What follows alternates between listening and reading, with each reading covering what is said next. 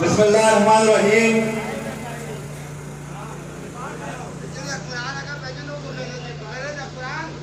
बिजली के बिलों में नाजायज जालमाना टैक्सों के खिलाफ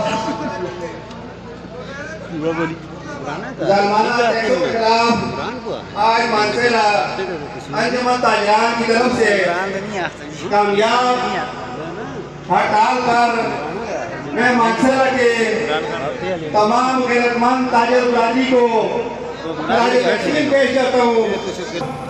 मेरे भाइयों, आज हम एक एजेंडा के तहत, एक मकसद के तहत यहाँ पर जमा हुए हैं।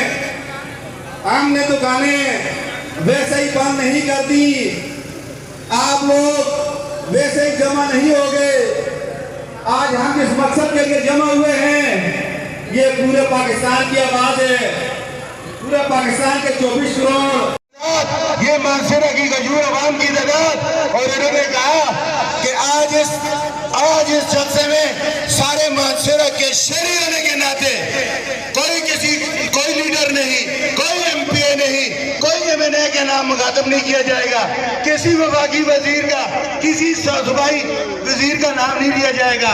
आज सिर्फ नाम लेकर मानसेरा का बाशिंदा होने के नाते, मानसेरा का शहरी